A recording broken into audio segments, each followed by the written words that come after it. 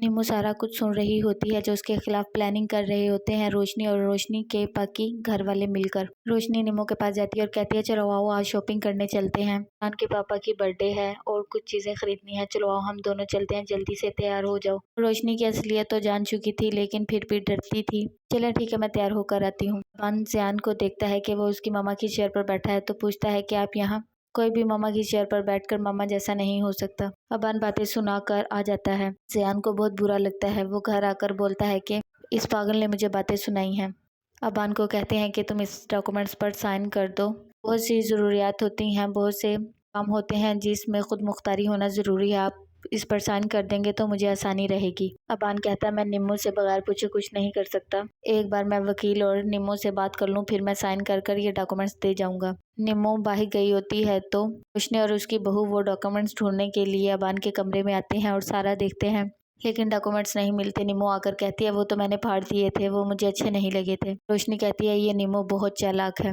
روشنی کا شوہر کہتا ہے تو اگر گھی سیدھی انگلی سے نہ نکلا تو ہم ٹیڑھی سے نکال لیں گے، تم پریشان مت ہو، میں نے سوچ لیا ہے۔ روشنی پوچھتی ہے ایسا کیا کرنے جا رہے ہو تم، مجھے تو بتاؤ۔ وہ کہتا ہے بس تم دیکھو اور صبر کرو میں کرتا کیا ہوں۔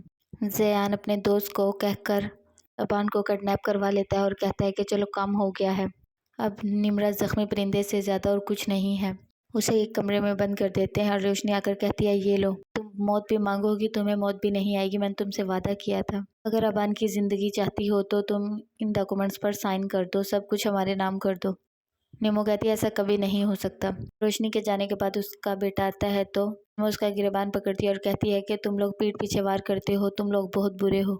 زیان کہتا ہے کہ چلو آج میں تمہیں کچھ نہیں کہتا کیونکہ تم آج زخمی ہو، ابان اب اس دنیا میں نہیں رہے گا، تم اس کا سوگ منا لو بیٹھ کر۔ ابان دیکھتا ہے کہ زیان نے اسے کڈنیپ کیا ہے تو ابان کہتا ہے کہ مجھے یقین نہیں ہو رہا، ماما نے آستین کا سانپ پالا اپنے ساتھ رکھ کر۔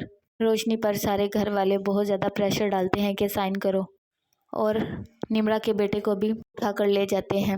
نیمو کو اکیلا کمرے میں بند کر دیتے ہیں اور کہتے ہیں کہ اگر تم سائن نہیں کرو گی تو تمہیں بہت بڑی قیمت چکانی پڑے گی اپنی اس ضد کی۔